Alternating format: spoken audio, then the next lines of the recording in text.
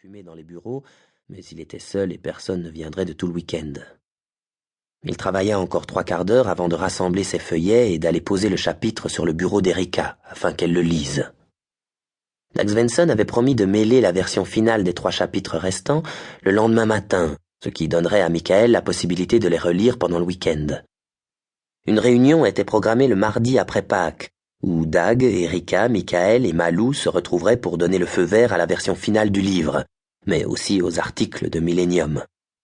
Ne resterait plus que la mise en page, qui incombait à Christer Malm, et à l'envoyer à l'imprimerie. Michael n'avait même pas lancé d'appel d'offres. Il avait décidé de faire confiance une nouvelle fois à Alviks Reklam, à Morgongova, l'imprimeur de son livre sur l'affaire Wennerström qui proposait un prix et un service incomparables dans la branche. Michael regarda l'heure et s'offrit une autre cigarette clandestine. Il s'assit à la fenêtre et regarda Götgatan en bas. Du bout de la langue, il toucha doucement la plaie à l'intérieur de sa lèvre. C'était en train de cicatriser. Pour la 1000e fois, il se demanda ce qui s'était réellement passé devant l'immeuble de Lisbeth Salander dans Lundagatan. Ses seules certitudes étaient que Lisbeth Salander était manifestement en vie et qu'elle était de retour en ville. Dans la semaine, il avait quotidiennement essayé d'entrer en contact avec elle. Il avait envoyé des mails à l'adresse qu'elle avait utilisée plus d'1 an auparavant, mais sans recevoir de réponse. Tous les jours, il était passé par Lundagatan. Il commençait à perdre espoir. La plaque avec le nom avait changé pour Salander Hu. Il y avait 230 Hu dans le registre de l'état civil, dont un peu plus de 140 habitaient le département de Stockholm.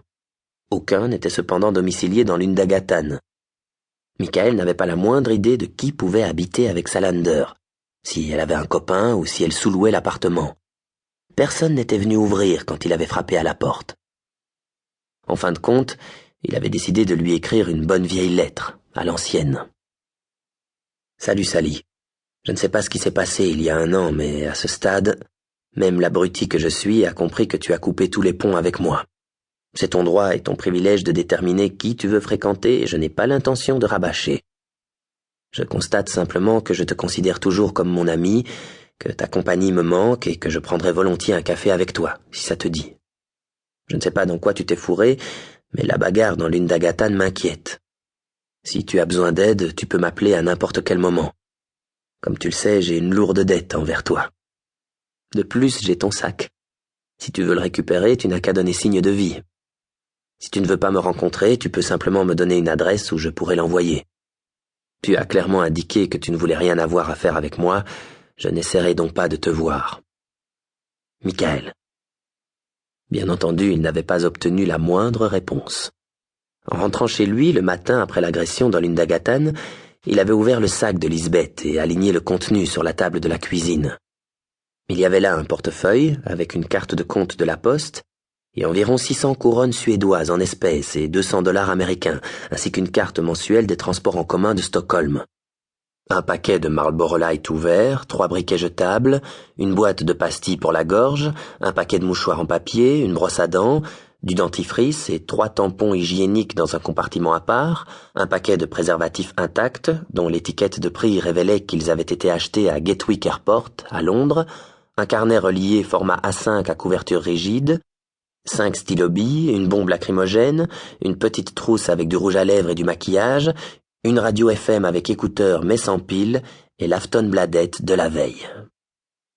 L'objet le plus fascinant dans le sac était un marteau facilement accessible dans une poche extérieure. L'attaque était cependant arrivée si brutalement que Lisbeth n'avait eu le temps de sortir ni le marteau ni la bombe lacrymogène.